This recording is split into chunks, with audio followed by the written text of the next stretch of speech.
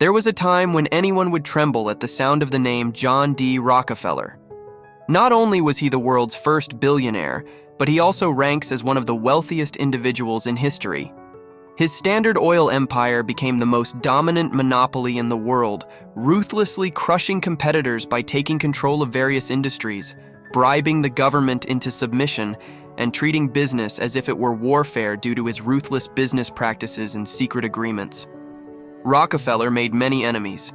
His career is full of bitter rivalries, such as with Andrew Carnegie, and even fierce battles against US presidents. But before he became the titan of the oil industry, Rockefeller was at the bottom of society. His story is one of the few cases of someone who manages to rise from the depths of poverty to the absolute pinnacle of wealth and power. Rockefeller's story is sometimes inspiring and sometimes frightening. It's an example of what happens when greed and ambition become completely unchecked. So let me take you back to 1839, where a young John D. Rockefeller was born into poverty. John Rockefeller was the first child born into a family of peasant farmers with little money to spare in their small town of less than 1,000 inhabitants. The most mysterious character to be found was undoubtedly John's father, known as Devil Bill. Instead of helping the family, Bill did anything but. He was a ventriloquist, athlete, hunter, hypnotist, and even an animal trainer. Once he won a bear in a competition, kept it as a pet, and taught it tricks. Bill dabbled in a bit of this and a bit of that, but not much of anything, disappearing in the dead of night, leaving John and his siblings alone for weeks or even months, only to reappear in a luxurious carriage, showering John and his siblings with toys and gifts, which confused John because his family lived in a dilapidated old house wearing ragged clothes, and they were hungry and cold every night, living a wretched life with these occasional bursts of luxury when their father returned. The reason for this was that Bill lived a secret double life as a con artist. Whenever he disappeared, Bill changed his name from William Rockefeller to Dr. William Livingston and traveled from town to town selling herbal remedies and useless potions to the sick and desperate. Since Bill was usually away pulling off scams, John's mother enlisted John's help on the farm, where she instilled in him a strong religious faith and sense of duty. While plowing the fields for a boy under 10 to balance school and farming was tough, it taught him the value of discipline and hard work. John took pride in helping his family. In fact, he even began to think of other ways to earn money. For example, John once followed a wild turkey into the forest, stole its eggs, and raised the chicks. When they matured into turkeys, John sold some of them for a good profit and kept the rest to acquire more eggs and repeat the process. John now contributed money every week and was making a serious impact on the family's finances. It seemed like the Rockefellers could finally have a decent and stable life. However, when John was 10 years old, his father, Bill, was accused of sexually assaulting a young woman. Although nothing was proven, the Rockefellers still faced public disgrace and were forced to pack up and find a new home. You would think that after this event, Bill would change his ways and mend his relationships with his family, but instead, he did exactly the opposite. Using his false identity of William Livingston, Bill married another woman in a different state where nobody recognized him. Of course, he kept this a secret, and neither John's mother nor the other woman knew he had two wives. But the effect was evident. Bill was almost never around. So the Rockefellers moved from town to town, and John took on more responsibilities. He continued to find ways to earn money, manage the family's finances, and even began giving out very small loans. Finally, the Rockefellers found a good home in Cleveland, Ohio. But now that John was 16 years old and almost finished with school, he wondered what the next phase of his life would be. 4 siblings and a 5th one on the way, and with John's father being absent even more than usual due to his secret other wife, John's mother, depended on him to contribute to the household expenses, including food, shelter, and education. This made pursuing college unfeasible for John. He had to dive into the workforce right away. Just 2 months before his graduation, John left school and commenced his job search in Cleveland. He had his sights set on something substantial. Thus, he compiled a list of all the major railways, banks, and wholesale merchants in the city. Whenever John appeared for an interview, People scoffed at him upon discovering he was merely 16 years old.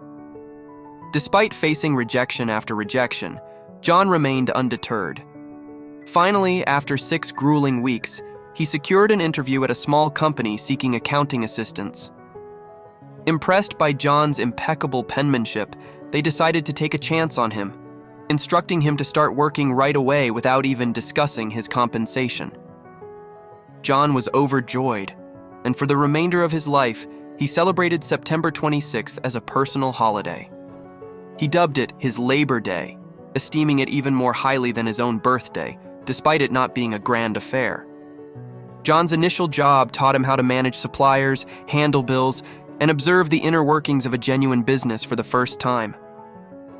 One day, his employer walked in with a $4 check and deposited it into a safe. With knowledge of the safe's combination, John opened it after his boss departed, solely to grasp the note in his hands. He was captivated by what it symbolized.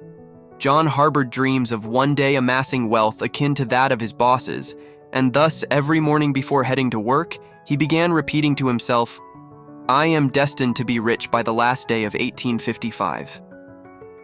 John's employers rewarded him with a payment of $50, which meant he earned just over 50 cents per day. Though not substantial, his exemplary performance prompted his boss to raise his salary to $300 per year, equivalent to approximately $111,000 today. This increase granted John something he deeply craved: independence. Finally, he could afford his family the stable life they longed for. Since the beginning of his career, John personally contributed about 10% of his salary to various charitable causes. However, after 2 years of diligent work, a recession hit the business, causing one of the founders to depart. All responsibilities fell on John, who became the company's chief accountant. Yet, John knew the economic crisis had led to a significant decline in the company's revenue, and he suspected closure might be imminent. Still, John remained unfazed. His 2 years of work experience had bolstered his confidence immensely, and he was already planning his next significant move. During his initial job, John D. Rockefeller was poised to launch his own enterprise. He had befriended Maurice Clark, a 28-year-old chemist who worked down the same street, despite John being a mere 18 years old. He earned a solid reputation as an accountant in Cleveland. One day, Maurice confided in him about his plan to launch a production business and proposed they form a partnership once they had saved up some money. They established Clark and Rockefeller and delved into the business of buying and reselling grains, fish, beans, meat, and other food items. The initial phase was challenging. John and Maurice often found themselves worn out from canvassing for clients on the road. However, owning their own business filled them with immense pride. Despite his initial shyness and reserve, John proved to be a competent salesman due to his maturity. He became known as Mr. Rockefeller, and older industry figures easily placed their trust in him. The client roster of Clark and Rockefeller expanded rapidly. However, their main hurdle was the lack of capital needed to expand the business and cater to a larger clientele. Yet John and Maurice devised a clever solution to this problem. To secure a $5,000 loan, they would venture to Cleveland, claiming their company was publicly seeking to invest $10,000, thereby creating the illusion of substantial funds. The loans they acquired positioned them favorably when the American Civil War erupted. With business booming even more, devout Baptist John strongly opposed slavery and thus desired victory for the Union. However, John still bore the responsibility of providing for his family of 6, and halting work would leave them without income. Instead of enlisting in the army, John paid $300 for a substitute and even financed the outfitting of several other Union soldiers. The war injected a significant boost into the economy of the northern states, with Cleveland emerging as a crucial strategic location for the Union. Local food prices surged dramatically, causing John's produce business to nearly quadruple overnight in 1862. John and Maurice pocketed a profit of $177,000, which translates to over $500,000 in today's currency, not too shabby for a 23-year-old. Yet, an opportunity to escalate their wealth soon beckoned to John. Before the era of electricity, households illuminated their nights by burning oil in lamps. often sourced from whale fat. However, the hunt for whales was both expensive and arduous, leading to the depletion of some whale species. Then, in 1859, a breakthrough occurred in Pennsylvania.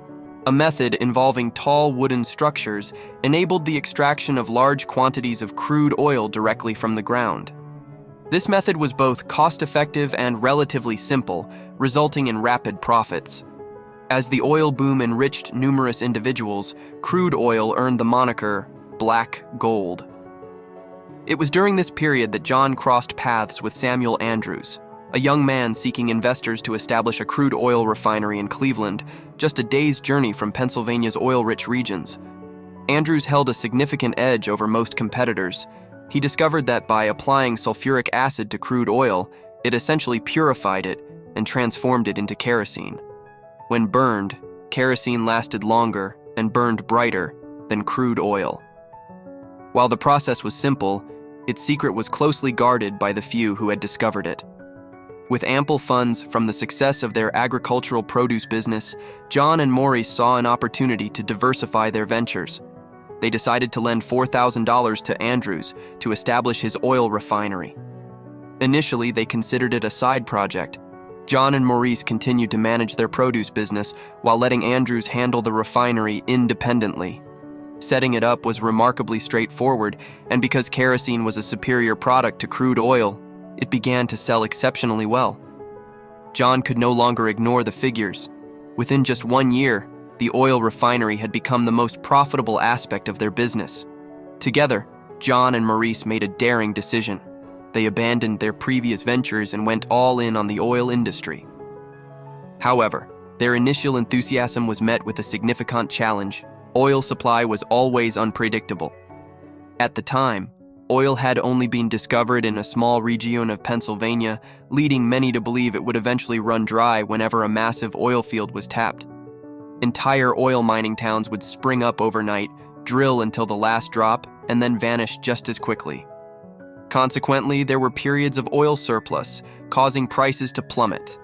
Conversely, if oil seemed to be running out, prices would suddenly skyrocket to $14. Describing the oil market as turbulent would be an understatement to describe this situation. John decided to abstain from oil drilling and instead focus exclusively on oil refining. However, the situation remained incredibly stressful for both John and Maurice. When oil was easily accessible, their profits suffered due to low prices. Conversely, when the wells were productive, they feared reaching the point of depletion, leaving them with nothing to sell. The uncertainty became overwhelming for Maurice, leading him to agree to sell his share of the business to John in 1865. This marked a pivotal moment in John's career.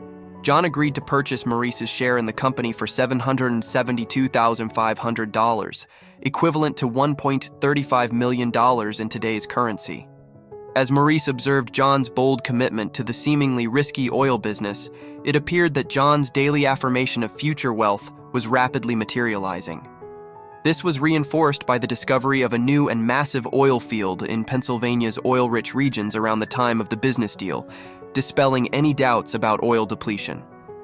Despite the competitive market, John recognized that to achieve his desired level of wealth, he would need to decisively outperform his rivals. A year before acquiring his business partner's stake, John married a woman who shared his religious convictions. Despite his burgeoning wealth, John remained grounded, opting for a modest home in Cleveland to raise their family. With his personal life stable and the northern economy thriving post-Civil War, the stage was set for John to embark on his empire-building journey. With his partner's departure, John rebranded the company as Standard Oil and commenced the construction of a second refinery while expanding kerosene exports to Europe. John was confident that the oil industry would bring him immense wealth, but he realized he needed assistance. Therefore, John brought in a new partner to help him run the company, a man named Henry Flagler. The two men bore striking similarities, as if John and Henry shared the same ambition to construct an empire. When John shared his ambitious plans for Standard Oil with Henry, he found a willing partner. Henry was just as disciplined and determined as John, if not more so. In fact, perhaps the only difference was that Henry was even more relentless when it came to conducting business.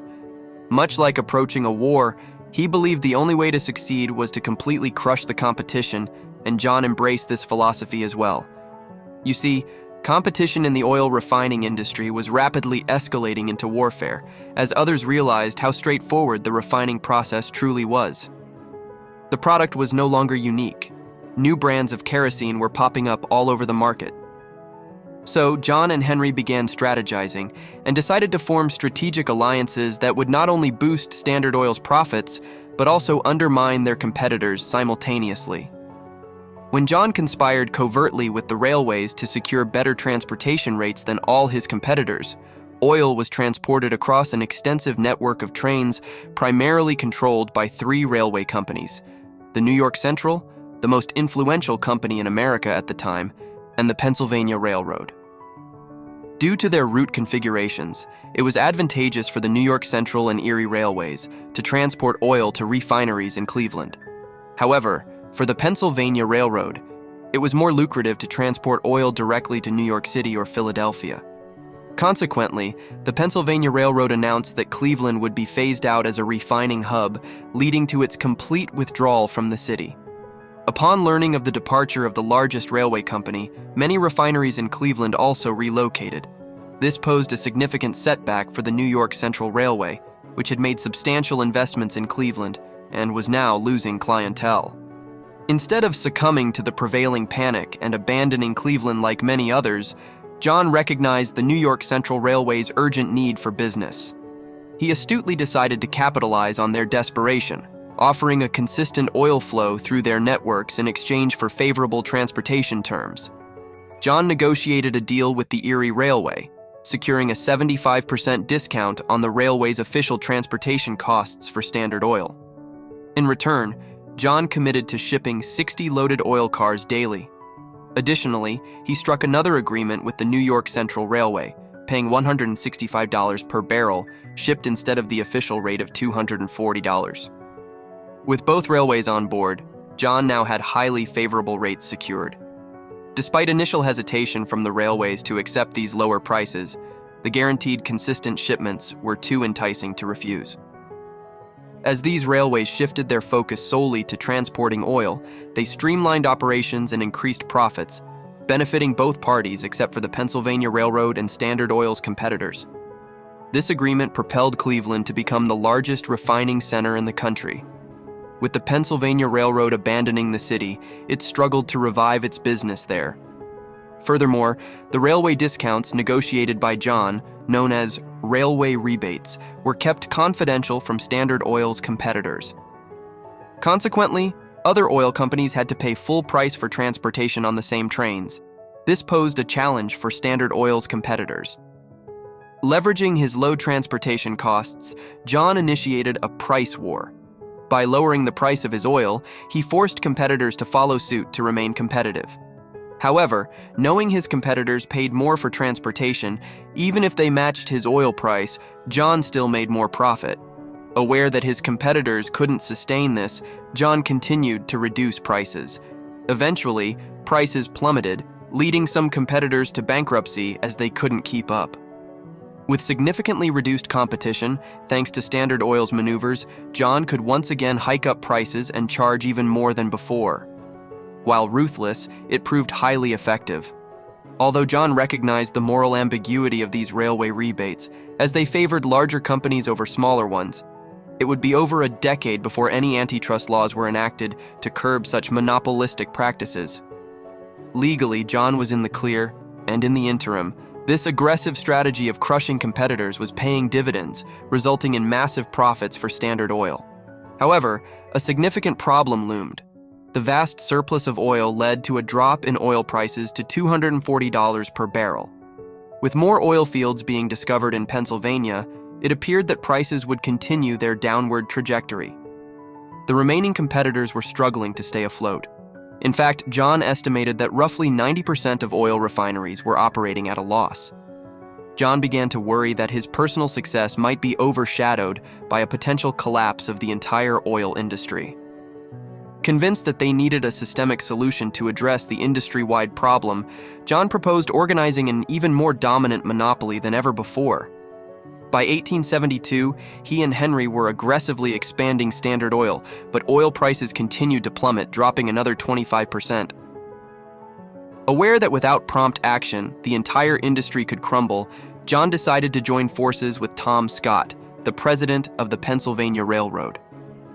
Despite their previous rivalry stemming from John's deals with the other major railways, Scott was now pursuing a similarly ambitious and ruthless secret agreement. Scott proposed a clandestine alliance among the major railways and a select group of the largest refineries, which naturally included Rockefeller and thus Standard Oil. The Pennsylvania, New York Central, and Erie Railways all formed an alliance under the discreet name of the South Improvement Company, or SIC for short. The agreement stipulated that, in exchange for a secret 50% discount on transportation costs, John would exclusively transport all his oil through these railways. However, John didn't settle for merely benefiting himself. He designed the agreement to be devastating for his competitors.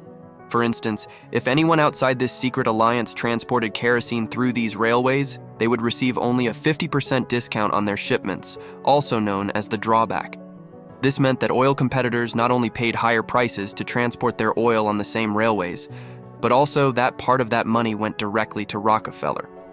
Moreover, the railways secretly provided John with detailed information about his competitors' shipments, giving him insight into their business dealings and allowing him to undercut them by selling kerosene at cheaper prices. This arrangement spelled doom for anyone excluded from the club, and the worst part was that they didn't even know it. However, despite what many of Rockefeller's critics dubbed as an unabashed power grab, he genuinely believed it was the best way to save the oil industry. With so many competitors, he feared his product would soon be practically given away, as there was an abundance of readily available oil. He believed that eliminating these smaller refineries would not only benefit the oil industry as a whole, but also prevent the product from being devalued.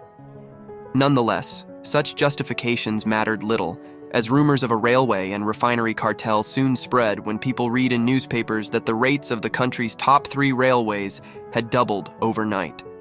They knew exactly whom to blame. Tom Scott of the Pennsylvania Railroad and John D. Rockefeller of Standard Oil found themselves at the center of attention as rumors of their alliance continued to spread, prompting thousands to take to the streets in protest. The Pennsylvania Railroad protest turned violent with acts of vandalism and arson. Protesters seized shipments, spilled oil, and tore up railroad tracks. However, the final blow to the SIC came when oil miners launched a counterattack, boycotting the SIC and cutting off the crude oil supply. Without access to raw petroleum, John's refineries became useless. Within 2 months of its formation, the SIC was dissolved, marking a humiliating event that drew significant negative attention to John. Despite this setback, he remained undeterred, resolving to assert control over the oil industry openly, even if it meant resorting to force. John made a strategic move to leverage this threat to his advantage during what became known as the Cleveland Massacre, a 6-week period characterized by John's ability to coerce 22 out of the 26 oil refining companies in Cleveland into selling themselves for fractions of their true value. Even though the SIC plan didn't materialize, the fear it instilled compelled many refiners to panic and sell their businesses to John. Moreover, with many refiners already facing financial losses, John showcased Standard Oil's robust financial standing to demonstrate his company's resilience. For most refiners, the decision was clear-cut. They could either engage in a feudal battle or opt for a lucrative exit strategy. Upon selling their businesses, John presented them with 2 choices: sign a restrictive contract preventing them from re-entering the industry, or join Standard Oil. Given the circumstances, most competitors chose to align with Standard Oil, thereby bringing together the industry's top talent under one conglomerate. Moreover, as the newly acquired refineries fell under the control of Standard Oil, they were modernized with the latest petroleum refining technology, leading to significant cost reductions. By the mid-1873s, John found himself at the helm of an empire boasting an increasing number of highly efficient refineries capable of processing over 1 million barrels of kerosene annually. He had effectively monopolized the Cleveland refinery scene. However, on September 18, 1873, a day remembered as Black Thursday by historians, a wave of bank failures triggered a national recession in the U.S., lasting 6 years. For the first time, oil prices plummeted not due to oversupply, but rather due to a complete lack of demand. Standard Oil was forced to operate only 2 of its 6 major refining plants in Cleveland, and 1 year after Black Thursday, a single barrel of oil fetched a mere 48 cents, falling below production costs. Thus, everyone, from miners to railroads and refineries, dreaded its seemingly inevitable bankruptcy. Yet, thanks to Standard Oil's meticulous financial management, strong credit with banks, and modernized refineries, it stood out as one of the few refining companies in the nation able to generate profits. True to form, John regarded every crisis as an opportunity. He sensed vulnerability in the air. By this point, John had firmly established his dominance in Cleveland, one of the nation's foremost refining hubs. He understood that the bleak economic conditions were a nationwide issue, causing refiners in other refining hubs like Pittsburgh, Philadelphia, and New York to face significant challenges. Recognizing this opportune moment, John decided to acquire as many of these struggling refineries as possible. He launched a nationwide acquisition campaign, employing indirect tactics whenever a reluctant seller emerged. For instance, he would purchase all available refining machinery and barrels, preventing competitors from manufacturing or packaging their oil. Even if they managed to produce oil, he would monopolize railway transportation for months, hindering their ability to ship it anywhere. John also implemented aggressive business tactics, pressuring railways to raise prices for other refineries, ultimately pushing them toward bankruptcy. His meticulous records of competitors and shipments facilitated these maneuvers. He would await their near collapse, then extend offers to rescue their businesses by purchasing them at bargain prices. Eventually, all entities targeted by Standard Oil for acquisition were either assimilated or crushed by its influence. By the time the economy showed signs of improvement, Standard Oil held sway over more than half of Pittsburgh's refining capacity, dominated the largest refineries in Philadelphia, and had solidified a commanding position in New York, further tightening its grip on the industry. John constructed a network of oil pipelines to transport crude oil to his refineries and distribute refined oil to major cities. These pipelines reduced the reliance on railways for oil transportation, thereby lowering their operational costs. With its pipelines stretching along the East Coast like tentacles, Standard Oil earned the apt moniker of the Octopus. Despite being just 30 years old, John D. Rockefeller emerged as the undisputed titan of oil refining and one of the wealthiest individuals in the nation. Nevertheless, many had already suffered from the oil industry's predatory business practices. Even the foremost newspaper in America dubbed the company the most ruthless, audacious, and avaricious monopoly ever to entrench itself in a country. John's roster of adversaries was growing alarmingly. For the railway companies, the oil industry represented a substantial source of business. Just as miners depended on transporting oil from wells to refineries and then to major cities, the railways played a vital role. However, when Standard Oil embarked on constructing an extensive pipeline network along the east coast of America, the railway companies realized that one of their most significant clients was shifting away from them. In response, Tom Scott, the owner of the Pennsylvania Railroad, opted to construct his own pipelines. But he went a step further. Knowing it would irk John, he began building his own oil refineries. With Scott now in direct competition with John, the latter interpreted it as a declaration of war. He resolved to launch a full-scale assault against America's most powerful company. Initially, John severed all ties with the Pennsylvania Railroad, diverting all oil shipments to other railways. Moreover, John slashed the price of Standard Oil's kerosene, compelling competitors to follow suit, thereby squeezing their profit margins. This maneuver resulted in reduced shipment orders for the Pennsylvania Railroad. Finally, John persuaded the New York Central and other railways to significantly lower their shipping rates for everyone, ensuring that the Pennsylvania Railroad lost even more business. This comprehensive strategy unquestionably worked to counter Scott's attempts to compete. The Pennsylvania Railroad was forced to literally pay refineries for oil transportation. Scott had to lay off hundreds of employees and cut the wages of those who remained by 20%. However, John's attack didn't only impact the Pennsylvania Railroad. Another major railway faced similar layoffs and wage reductions. As a result, John's assault on the Pennsylvania Railroad unintentionally triggered one of the most violent labor strikes in American history. Dozens lost their lives in the chaos, and in Pittsburgh alone, the Pennsylvania Railroad lost 500 freight cars, 120 locomotives, and 27 buildings torched by protesters. Even John found himself taken aback by the turmoil unfolding within the Pennsylvania Railroad. Once considered invincible, it had now succumbed to the onslaught of Standard Oil, and Tom Scott was prepared to surrender. Scott found himself in dire straits, and John's business partner Henry, who viewed business as warfare, saw an opportunity to crush him entirely. However, John had a superior idea. Instead, he moved to orchestrate a major deal with the railways. John agreed to assist the Pennsylvania Railroad in surviving, ensuring they received 47% of the standard traffic. Meanwhile, the New York Central and other railways would handle the remainder in exchange for a steady stream of shipments. John demanded a substantial secret discount on the Pennsylvania Railroad's official rates, requested even more detailed information about his competitors' shipments, and insisted on receiving 20 cents for every barrel passing through any of the railways. While resembling the previously proposed secret alliance this time, John held the upper hand and could essentially dictate his terms. With little choice, the railways acquiesced, effectively solidifying John's position as one of the most powerful men in America. John now essentially controlled the railways, dominated the oil industry, and possessed an all-seeing eye. Each of his competitors he completely dominated. Cleveland, Pittsburgh, and Philadelphia were firmly under his control, with only a handful of independent refineries scattered across New York.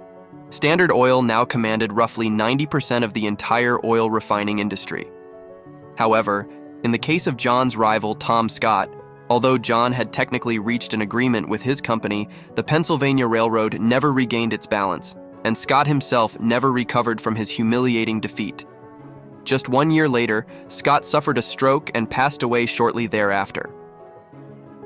What's noteworthy is that many years earlier, Tom Scott had mentored a young Andrew Carnegie, who would later become the steel industry counterpart to John in the oil industry.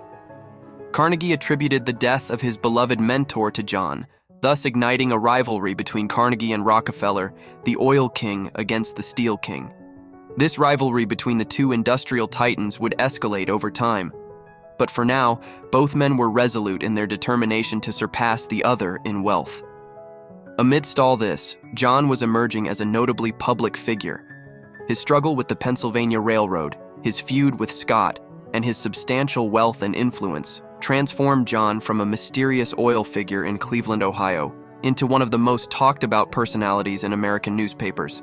Nevertheless, despite his vast wealth, John didn't let himself be consumed by fame and power. John devoted his free time to playing with his children, rather than seeking the company of wealthy bankers or celebrities. Rarely did he indulge in expensive clothes or luxuries. Quietly managing his vast empire from his new office in New York, John had amassed wealth through his 90% control of the oil refining industry. It seemed he could now simply relax and enjoy the fruits of his labor. However, reality proved otherwise. Despite his complete dominance, the industry was swiftly evolving. Just a few years prior, Thomas Edison had patented a light bulb capable of emitting powerful white light for 100 hours. Edison was advocating for illuminating the country with electricity rather than relying on oil. In 1885, a massive crude oil deposit was discovered in northern Ohio. These events sparked panic among many executives at Standard Oil, who feared a looming oil surplus that could drive prices back to the lows of 10 cents per barrel. However, while the company was in turmoil, John remained composed, as always. He had developed a knack for turning chaotic situations into opportunities, and this crisis presented just that. Until then, Standard Oil had focused solely on oil refining. However, with the discovery of oil in Ohio, John foresaw a shift in the oil industry and sought to ensure his company capitalized on the new oil fields. This discovery provided the perfect pretext for John to initiate bold plans for vertical integration. With vertical integration, Standard Oil would control every aspect of the supply chain, from oil wells to refineries, transportation, storage, and distribution. John aimed to eliminate intermediaries and consolidate control over the entire oil industry. Thus, he intensified efforts at each stage of the business, transforming Standard into its own supplier, transporter, producer, and retailer. Leveraging the robust industrial infrastructure of Standard Oil's existing operations, John ensured the company remained profitable amidst industry changes. In the new oil fields of Ohio, he commenced acquiring land in the region, erecting hundreds of wooden towers for oil drilling, and laying down new pipelines for transportation. However, it soon became evident that Ohio oil posed a significant problem. Even after refinement, it emitted a foul odor, deterring buyers. It was trading for a mere 15 cents per barrel, leading most to abandon attempts to sell it. John enlisted a team of chemists to research, and within a year, they devised a method to eliminate the sulfur from the oil, which was responsible for the foul odor. Standard Oil became the exclusive provider of this new, more affordable oil, giving John a significant edge when, a few years later, oil began flowing in large quantities in Oklahoma, Texas, Kansas, and California. It became evident that America was sitting atop vast oil reserves, and Standard Oil was poised to capitalize on this. Simultaneously, as automobiles started to replace horses and carriages, the refining process yielded gasoline as a primary byproduct. Wealthy consumers embraced the automotive trend, turning what was once discarded into a lucrative source of profit. Even amid the economic depression of 1893, with 600 banks shuttering, John continued to thrive. With his wealth expanding, John took a step back from the day-to-day operations at Standard Oil, focusing on diversifying his investments. Despite his acumen in business, John's personal investments at the time were largely in the red. Recognizing the need to safeguard his generational wealth, he enlisted the help of Frederick Gates, a Baptist minister, to manage his finances. While it remains unclear why John chose a former minister for this role, years later, he credited Frederick as the greatest businessman he ever knew. Frederick's strategic investment significantly boosted John's fortune. Concurrently, John saw potential in his son, John Jr., and arranged for him to learn from Frederick, further solidifying the family's financial legacy. Frederick taught Jr. how to invest, negotiate, and in a short time, the two turned John's laughable portfolio into a wealth-generating machine. It was at this juncture that John urged them to embark on significant investments in other industries, such as acquiring railway companies. While this move held future promise, the pivotal investment was a vast stretch of land in Minnesota known as the Mesabi Range. This territory boasted veins of iron ore, 120 meters in length, yielding the highest quality ore ever discovered, potentially the largest deposit in North America. Iron being the primary ingredient for producing another vital material, steel became the focal point. Upon learning of John's intentions to enter the steel business, Andrew Carnegie, the steel magnate, realized that the rivalry between him and Rockefeller had escalated from mere competition to an open battle on Carnegie's turf. John, no longer content with oil industry domination, was now eyeing the steel sector. John instructed Frederick and Jr. to initiate mining operations in the Mesabi Range. They mined and sold their superior quality ore to competitors at significantly lower prices.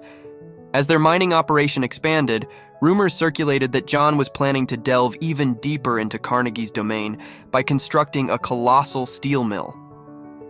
Although Carnegie initially held a decades-long advantage in the steel industry, giving him a substantial lead over John, he faced two significant challenges. Firstly, John had access to a more abundant and higher quality source of iron ore compared to Carnegie. Secondly, Carnegie erred in presuming that iron would always be cheap and readily available, neglecting investments in iron mines in recent years. His unwavering faith was eventually proven misplaced, and now his supply of the most crucial mineral was dwindling.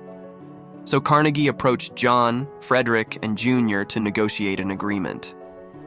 Once the talks were concluded, both sides reached a deal. Carnegie agreed to purchase a minimum of 600,000 tons of ore from John's mine annually and to transport all of it, along with an additional 600,000 tons, exclusively through John's railways, of which John now owned a few. In return, Carnegie would receive a secret discount from John for providing substantial transportation for his railway, mirroring the type of mutually beneficial secret deals John was accustomed to making with railway companies for oil transportation. To finalize the agreement, Carnegie pledged never to purchase land surrounding the Mesabi Range, while John agreed never to construct a steel mill. This partnership proved advantageous for both men, demonstrating their willingness to set aside differences for mutual profit and to simultaneously undercut their competitors. The alliance between these former adversaries quickly made headlines, igniting enthusiasm among Wall Street investors who anticipated wealth accumulation by investing in both John's iron mines and Carnegie's steel mills. Their newfound collaboration seemed unbeatable, as they now worked in tandem instead of rivalry. Yet there was one individual who displayed greater foresight than merely investing separately in these enterprises, and that individual was J.P. Morgan. J.P. Morgan recognized that by consolidating John's investments with Carnegie's operations under one entity, he could forge a steel monopoly that would surpass the profitability of Carnegie's steel and rival the magnitude of Standard Oil. J.P. Morgan discovered the potential for creating the most valuable company in history. He then approached John and inquired about the possibility of purchasing the Mesabi iron mines. To his astonishment, John directed Morgan to speak with his 27-year-old son, John Jr. J.P. Morgan presumed he would be dealing with a newcomer. After all, what could this 27-year-old possibly know? However, when J.P. Morgan met Jr. and straightforwardly asked for his price, Jr. wasn't intimidated by the wealthiest banker on Wall Street. Calmly, he responded, "Mr. Morgan, I believe there might be some misunderstanding. I didn't come here to sell. I understood you wished to buy." Jr. insisted that J.P. Morgan had to establish the price for the Mesabi territory, indicating that Jr. held all the negotiation power. Morgan was so surprised that he had to step out of his office and reassess his strategy. He made an offer for the full ownership of the Mesabi mines and the ongoing mining operation within them. J.P. Morgan proposed a total of $88.5 million in U.S. Steel shares, equivalent to just over $3.1 billion today. Morgan acquired Carnegie Steel and rebranded the company as U.S. Steel, marking it as the world's first billion-dollar corporation. Remember, John now held a substantial stake in this enterprise, and his U.S. Steel shares quickly appreciated to over $200 million thanks to the automotive boom. Meanwhile, the Standard Oil's dominance in gasoline was evolving into an even more formidable monopoly. Moreover, with Frederick's investments, John's financial affairs were now well managed. With all these factors combined, John's wealth soared to unprecedented levels, diversified across various industries. He was finally prepared to step back entirely from the business realm. However, John's failure to publicly announce his retirement proved to be a critical error, as the public still closely associated him with the oil industry. This would soon come back to haunt him, as John found himself embroiled in the most publicized scandal of his career. Despite his retirement, John retained about 30% ownership of Standard Oil shares, and with the automotive industry's rapid expansion, his wealth continued to grow even in retirement. However, due to his corporation's ruthless business practices, Standard Oil's public image had deteriorated significantly, prompting U.S. President Theodore Roosevelt to target him as the ideal adversary. So, Roosevelt observed that public sentiment toward John and the oil industry was rapidly shifting from mere dislike to passionate hatred, largely due to the efforts of a journalist named Ida Tarbell. You see, Tarbell's father was one of the oil refiners who had gone bankrupt due to John's ruthless business tactics long ago. In fact, her father's business partner even took his own life after his fortune was destroyed by John. Now Tarbell was publishing monthly articles that told a detailed story about the company and the man who had driven her father to ruin, making her childhood miserable. As expected, she didn't have many positive things to say. Thus, the once enigmatic and shadowy history of Standard Oil was now fully exposed with John as its central figure. His clandestine dealings with railways, his tactics of intimidation, the politicians they bribed, everything was laid bare, and the American public eagerly consumed the narrative. The series even delved into John's father's history of fraud, his alleged sexual abuse, and the revelation of his second marriage, which deeply affected John and his family. Naturally, John never dignified any of Tarbell's accusations with a response, and his public image suffered further as she publicly denounced him. His silence only fueled public outrage. In just a few years, John transitioned from one of the most reserved and mysterious members of the American elite to the national symbol of corruption and greed. Now, the public clamored for John and Standard Oil to be held accountable for their actions.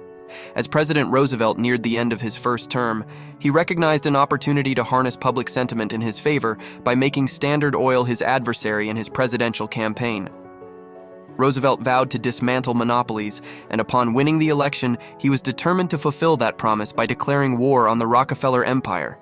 He initiated a thorough investigation into Standard Oil, and finally, the anti-monopoly laws that had long been overlooked by corrupt politicians were being enforced. With all his authority, Roosevelt declared that the government would prosecute Standard Oil with the full might of the United States government in a historic, comprehensive assault. Rockefeller was accused of monopolizing the oil industry, engaging in predatory pricing, negotiating corporate railroad rebates, and had to confront 21 individual state lawsuits brought by the federal government in the largest legal action in history up to that point.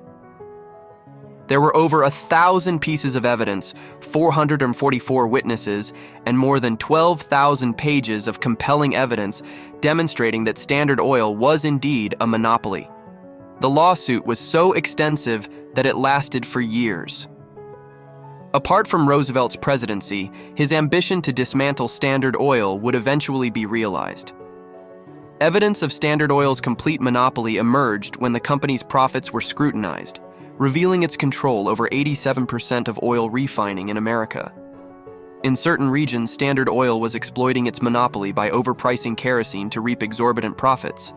Besides being confirmed as a monopoly, evidence showed that Standard Oil systematically bribed hundreds of politicians and knowingly violated various antitrust laws. On May 15, 1911, after being found guilty of these crimes, Standard Oil was ordered by the federal government to dissolve and reorganize its subsidiaries into separate, unaffiliated companies after 41 years.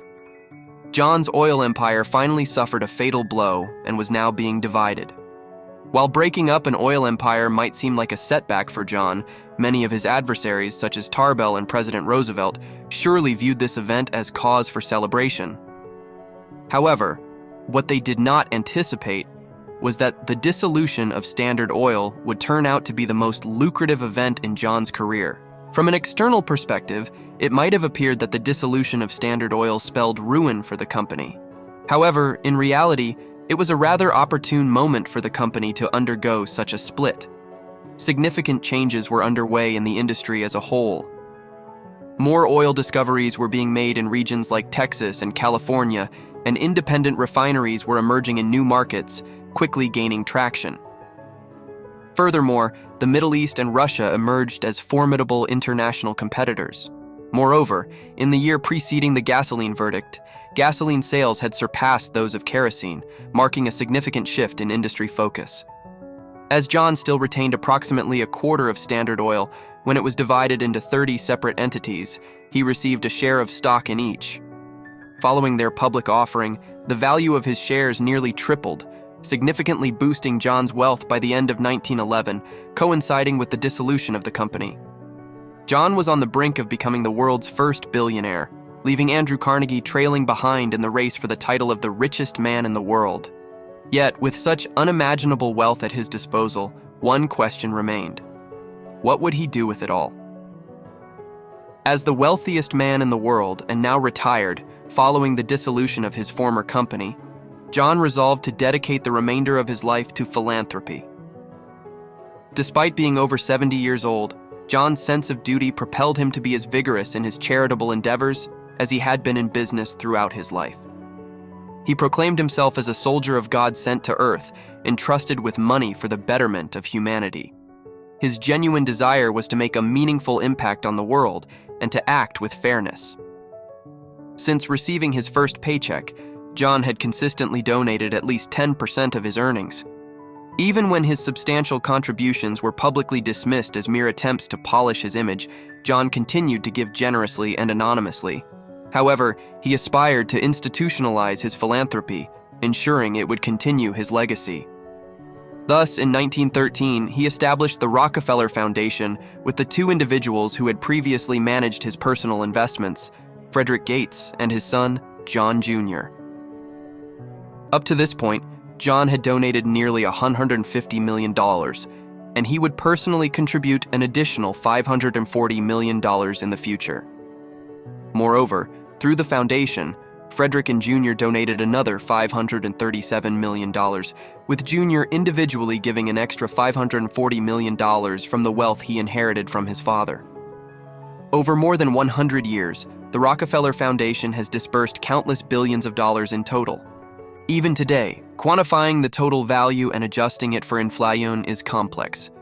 However, it's reasonable to estimate that the value is in the tens of billions, positioning John among the most generous philanthropists in history.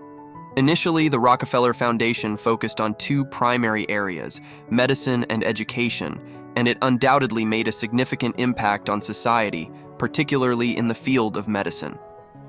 John's donations to medical laboratories and research facilities fueled a period of scientific innovation, ultimately saving hundreds of thousands of lives from diseases such as hookworm, malaria, and meningitis. Additionally, his educational contributions played a crucial role in lifting the southern United States out of severe poverty and establishing schools worldwide, including two highly esteemed research institutions. Today, the Rockefeller Foundation continues to make significant contributions to various causes, all originating from the humble beginnings of a 16-year-old who had to start a business to support his family. However, undoubtedly, this sparks an intriguing moral debate about how we perceive Rockefeller. Clearly, John's legacy has two sides. As the author of his biography writes, what makes him so complex is that his positive traits were as remarkable as his negative traits were troubling. It's almost as if there were two entirely different John D. Rockefellers. Undoubtedly, there's a philanthropic and driven aspect to him, but there's also a corrupt, ruthless, and brutal side. Both aspects are true. But whatever your opinion of John D. Rockefeller, the fact remains that he is one of the most captivating entrepreneurs in history. Perhaps that's why, after John passed away at the age of 97,